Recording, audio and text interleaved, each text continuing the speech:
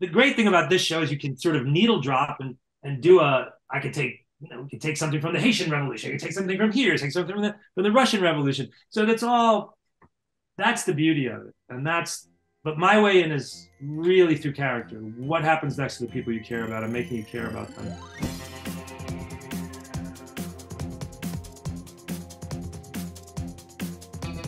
Tony, thanks so much for joining us. I think one of the things that's really knocked Rosie and I out about your story is how it shows how regular people, not necessarily, Jedi, space wizards, etc., would get enmeshed in a fight like this, would either rebel or decide to join the forces that would oppress the rebellion. What was the genesis of this story?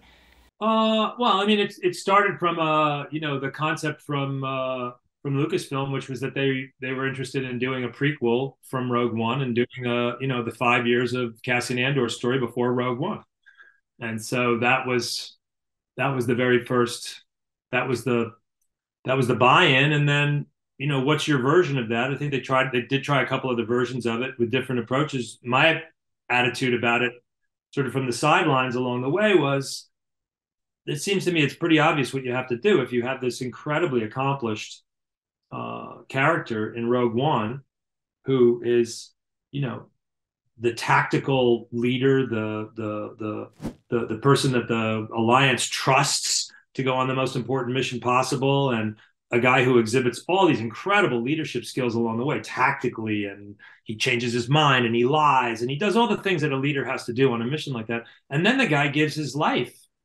for everybody willingly. But who is that person? So my idea is, I said, well, if you're going to do a show about that person, what's going to happen to them. You want to take them as far away from that as possible. 5 years ago, you want to have a show about becoming. Yeah. And our show, in many ways, is about becoming. It's a revolution becoming a revolution. It's about Cassian Andor becoming a revolutionary and then becoming a leader. It's about a lot of people becoming different things. So, and when it came to, you knew you were going to show the becoming. So when it came to building the world, one of the things that's kind of blown us away, Star Wars has always been analogous, but this feels like a show that has a lot of very radical things to say about building a rebellion and the becoming of a rebellion and the what kind of world that encourages a rebellion, a world with horrific prison labor, a world that oppresses the most vulnerable. Could you speak a little bit about building that world that would encourage Cassian to become the person that we see in Rogue One? Well, canonically, in Star Wars, in the 5 years, I have a 5 year tranche of history to take care of. I have a 5 year calendar. So I know what happens in those 5 years. I don't really have to spend very much time thinking about anything else. And so I have to, those 5 years are canonically clear to me. There's no question of the established atrocities and motivations of the Empire, right? I mean, that's known. Yeah, and we know how bitter and horrifying and genocidal the battle will ultimately be, and how devastating it'll be to Alderaan and everything else. So all that. But all that said, I do never start anything with an agenda. I start with characters, and I have my personal beliefs that I hope will, in some way, osmotically, work their way through. But I don't ever think about, oh, I have an axe to grind about this. I'm going to talk about this. Or I didn't start Michael Clayton because I wanted to do a story about industrial, atrocity. I started because I was like, oh, this guy was a fixer, and what happens to this guy? So I'm really interested in the characters, and I've learned over time that it works for me, and it's just what I'm interested. I start very, very small, and I build my way out. I know there's been a lot of there's a lot of political. I've been watching the conversations. It's fascinating to watch all the conversations that the show is, engendered over the past couple months. But and I know the show, there's all kinds of people that trying to lay claim in different ways to the politics of the show. But, to me, I've been studying history just as an amateur, as an idiot, idiot, a DIY historian for years. And, there isn't anything in our show that hasn't been going on for 3,000 years. I mean, colonialism, slavery, oppression, hard behavior, torture, whatever, it's all there. So the great thing about this show is you can sort of needle drop and do I could take you can take something from the Haitian Revolution, you can take something from here, take something from the Russian Revolution. So that's the beauty of it. But my way in is really through character. What happens next to the people you care about and making you care about them. Thinking about your work, from the cutting edge all the way up through the board idea. I love the cutting edge. Just come FYI. On. That's a movie about revolution. But anyway, one of the great rom-coms. I don't think that's been fully analyzed yet. I don't think I'm ready to write the piece. That's the episode. But thinking about your work in that way, it's often these characters who find themselves, for one reason or another, in a context that they were not necessarily prepared for, and now they have to make do with what they have. You have the ice skater, the hockey player who now can no longer play hockey, now has to do figure skating. You have the spy who was brainwashed but now has their agency back and they're cut loose in the world. In Michael Clayton, you have a guy who's, the scales fall from his eyes. He's a fixer for much bigger figures and realizes he's caught between these two worlds of power and powerlessness and his morality. Looking at Andor in that kind of context, I'm really struck by how it seems like, and I know you say you don't start with with any kind of like agenda, but I wonder if you might talk about how you build a character and where this kind of character falls and the kind of characters that you've built in the past. I love Cutting Edge again. It's a great movie. No, I mean, hopefully they're all unique. I mean, every single one of them wants to be, bespoke and they want to be their own thing. I mean, I think I've come to believe over time that the single most important part of this is empathy, and you have to be ridiculously empathetic to all of the people that you're building. And really care about them. Doesn't matter if they're Orson Krennic or Doug Dorsey in the Cutting Edge.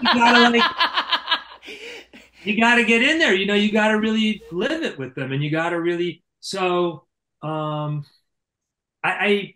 don't have a holistic answer to that. I have a very personal. Every one of them is a little temple, and they're all, that makes it sound pretentious and bullshitty, but like they're all real to me, and they couldn't sound like anybody other than themselves. And I think you can always tell that when you read someone's writing. If you read a writer and if all the characters sort of sound the same, or if someone's IQ goes up and down based on what they want the story to do or whatever, then you're with somebody who's not maybe not sticking to the rigor of that. Good writing is really where the writers are invested in the people so much that they could only do what they do. Yeah, and something that I found like really unique as from a writing standpoint of Andor is this choice of the arcs and kind of telling these small stories within the bigger kind of season. Could you talk a little bit about that choice and kind of why that felt like the best route to go? Well, a lot of people do, I mean, when we started up, there were people, I remember, it used to be, I dipped my toe into television over the last 20, 30 years, at network television a couple times, tried to do things. And the dictum always was, oh, your first episode has to be your 20th episode, or your first episode has to be your 50th episode. I mean, that was really what the old system was. And then, and then you move into a more, as the stories have gotten more long-term and more complicated, there's a different kind of structure for how they work. But I don't think that there's any clear. I think everybody's doing everything for the first time now in many ways. I think we're just at the frontier of streaming and we're watching these huge shows. I mean, these are the beginning of something really new. I don't think there's any rule about what to do. And the way our show laid out, it was like, well, coincidentally, directors direct 3 episodes for us. The directors come in and they direct a block of 3. So it sort of became a weird organizing principle in its own way. And you kind of lean into it a little bit. We're not perfect because you see in 7 we drop. 7 is a standalone episode, and then 8, 9, and 10, and then our last 2 episodes will be sort of a piece a little bit, I guess. We're not. I don't think we're not. It's not this rigorous, strict thing. It's kind of the way it laid out and kind of the way it worked for the directors, and And I think that there are no rules. I think the main rule is, do you want to see what happens next? That's really, Yeah. Yeah. that's the only rule that matters, right? Yeah. Well, you mentioned dipping your toe in TV before. Obviously, this is a TV property. You've moved from screenwriting to directing, and now you're a showrunner working with directors. What's that transition been like? And how does it change your perspective as a person who's telling stories? Yeah, I'll talk about. Let's talk. I don't want to talk about the directing thing because that's an old story for me. But the Yeah. showrunning thing is fascinating because I was going to direct the first 3 episodes of this, and I was like, okay, that's what I'm here for, and I'll do this, Yeah. and then I'll get them. And then you realize what the gig is, and I was just incredibly naive. And COVID really saved our show because we got completely shut down and just everything just went on hold for 6 or 7 months. And then I couldn't come back to London. I didn't want to come back to London and direct in the midst. There was no vaccine or anything like that at that point. And it just turned into like, okay, and I started rewriting my episodes and rewriting everybody else's episodes and tuning everything up. And came time to hire directors. And I've never hired directors before. And that's a really fascinating, I didn't take it quite as seriously in the beginning as I think I thought it would be easier. It's very, very difficult. You have to watch lots of stuff, incredible amount of stuff. You have to find a way to parse your way through it. There's an incredible amount of competition between shows because there's so many shows. It's really, really hard to get directors. And there's a limited number of directors who have, we need directors who have a certain amount of flight time. You can't, this is like flying a 747. You can't. So we have a different criteria than they had to be. It's very unanticipatedly difficult. We lucked out the first time around. I think we've lucked out this time around. We have 3 new directors that are coming back for the second half. We start shooting in November, but man,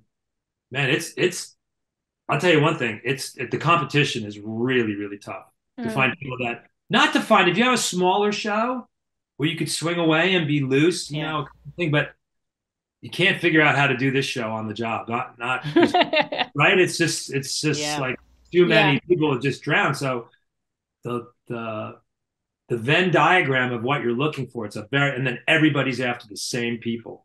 So it's very tricky that. And it was such a long, like you talked about, being shut down by COVID, this new experience of a showrunner searching for these directors. How did it, and obviously the nature of filming a show like this is very different to a smaller film or a smaller show. How did it feel once you started to see the fully finished episodes and kind of see the end of that first part of the journey of making the first season? Well, I mean, quite honestly, I've been on it for 3 years now. And in the middle of it, I'll be honest, you're just wondering, what did I do to my life? Yeah. I mean, seriously, is it worth it? I mean, waking up many days going like, what have I done? I could be doing anything I want to do. I could be writing a play. I could make a movie. What am I doing? What did I do to my life? Is it worth it? And it really wasn't until, about a year ago when we really did start to put the episodes together in a kind of way that we could actually sort of, and solve some of the, really some of the visual effects started coming in. We started to do stuff. And my brother, John, is sort of the post-production overlord. And he so, once the show started to come together and we could look at them in a whole piece and have other people outside of our little tiny community look at them, it started to be like, oh my God, maybe this was really worth it. And that's the feeling more than anything else of like, oh my God, I haven't wasted the last 3 years. Because there's times along the way where you could get on a movie, you could be on a movie and you could hate the people that you're in business with, or you could you could survive it. Now it seems making a movie seems like nothing to me now. This is like, you're just, oh my God, I'm on a whaling mission. I'm in Papaiti, and how am I ever going to get back to Nantucket? Yeah. Well, Tony, you've made something really, really incredible. We're big fans of your work, and congratulations on the show. We can't wait to see how it ends. All right, man. Thank you so much. Thank you so much. This was cool. Thank you. Have a good day.